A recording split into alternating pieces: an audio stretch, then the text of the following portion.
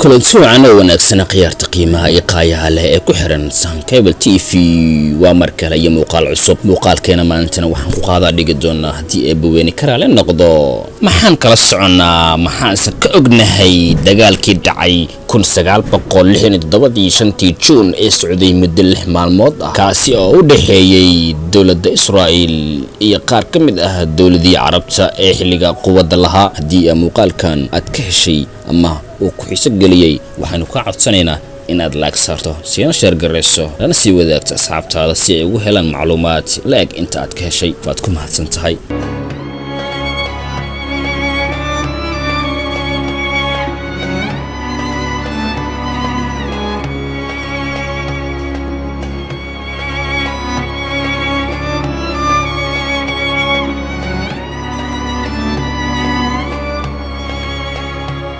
maxaad ka ogtahay dagaalkii qaatay 6 maalmood kaasi oo u dhaxeeyay Israa'iil iyo qaar ka mid ah dawladaha Carabta? dagaalkii Juun 1967 wuxuu ahaa dagaal kooban oo dhiig ku daatay. wuxuu ka dhacay bishii Juun 1967 taasi oo u dhaxeeyay ururkii Sionisinka iyo dawladihii Carabta ee Masar, Suuriya iyo Urdun. kadib sanado badan oo uu khilaaf diblomaasiyadeed isqabsi siyaasadeed u dhaxeeyay Sionisinka iyo dawladaha Carabta, ciidanka Israa'iil ayaa bilaabay weeraro cir ah oo hordhac u ah oo lagu burburinayo ciidanka cirka ee Masar. kadib Israa'iil waxay qaaday duulaan waxayna qabsatay gacanka Siinay, marinka Gaza iyo waliba daanta galbeed ee bariga Qudus, dhanka Urdun iyo waliba buuraha Holland ee Suuriya. dagaalkii koobnaa wuxuu ku dhamaaday xabad joojin ay garwadeen ka ahayd UN-ka, balse waxay si muuqatay isku bedeshay qariiradii bariga dhexe. khilaafka Carabta iyo Israa'iil dagaalkii Juun 1967 wuxuu raacay 10 sano oo xiisad siyaasadeed iyo isku dhac military oo u dhaxeeyay maamulkii Sionisinka iyo dawladaha Carabta. dagaal labaad oo weyn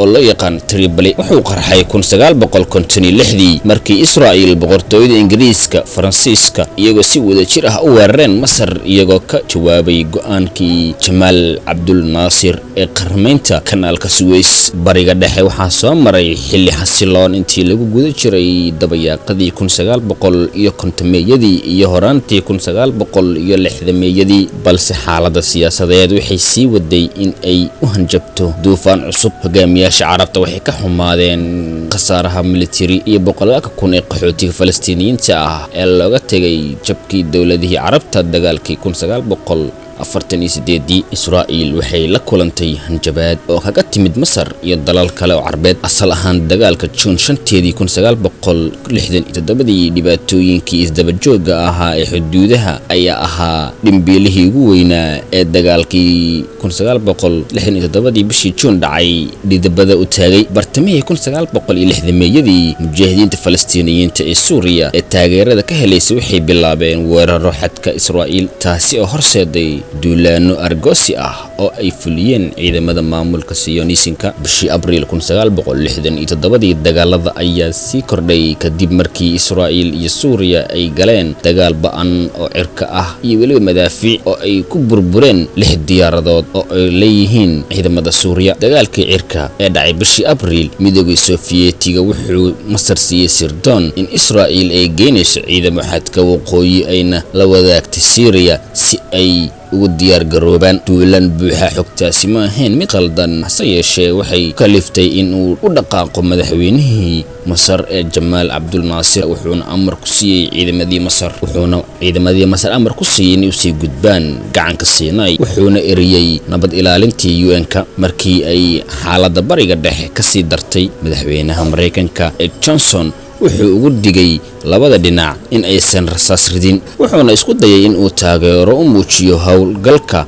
caalamiga ah ee badda si dib loogu furo marinka Triyan, balse qorshuhu weligiis ma hirgelin. horaantii Juun 1967 hogaamiyaashii Israa'iil waxay soo jeediyeen in laga hortago kor u qaadista militariga Carabta iyadoo loo adeegsanayo shaqo joojin horudhac ah. dagaalku wuxuu qarxay bishii Juun 1967 ciidamadii Israa'iil waxay bilaabeen howlgalkoodii military weerar xoogan oo cirka ah oo isku duuban taasi oo lagu qaaday Masar subax subaxaas ilaa 200 oo diyaaradood oo dagaal ah ayaa ka duushay Israa'iil. Waxay u duushay galbeedka badda Mediterranean ka hor inta aysan u dhaqaaqin dhanka Masar. Waxay weerareen 18 garoon oo diyaaradeed oo kala duwan, waxayna burburiyeen ku dhawaad 90% ciidamadii cirka Masar intii ay ku sugnaayeen dhulkaas. Iyadoo loo marayo awoodaha cirka, Israa'iil waxay ku dhawaatay in ay guul ka gaarto dagaalkaas, balse dagaal qaraar oo socday muddo dhowr maalmood ah. Dagaalka wuxuu ku bilaabmay 5 Juun iyadoona lala xiriirinay duqeymo xagga cirka ah. Taangiyada Israa'iil ciidamada lugta ayaa ku soo xadgudbay xadka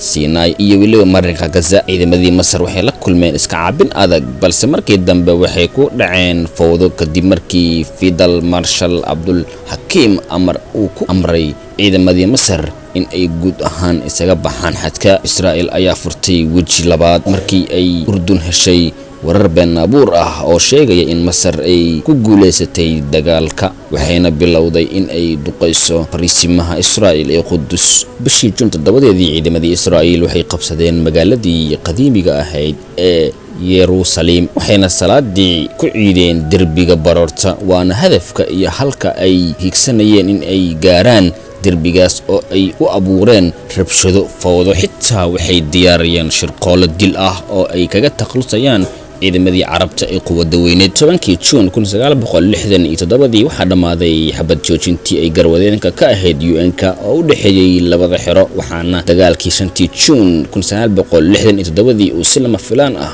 ku dhamaaday. Dowladaha Carabta oo ay kala hogaaminayeen Masar iyo Suuriya ayaa markii dambe weerar afraad ku qaaday Israa'iil intii lagu guda jiray dagaalkii Yom Kippur ee 1973. Dholalkii ay ku qabsatay Israa'iil dagaalkii 1967 ee dhacay bishii Juun 5-teedii waxay udub dhaxaad u ahaayeen dadaalada lagu xoojinayo khilaafka Carabta iyo Israa'iil. Israa'iil waxay gacanka Sinai dib ugu celisay Masar 1982 iyadoo qayb ka ahayd heshiiskii nabadeed kadib ka bixitaankii marinka Gaza sanadkii 2005, balse wixii sii waday qabsashadii iyo weliba degitaankii dhulal kale, gaar ahaan buuraha Golan High iyo weliba daanta galbeed.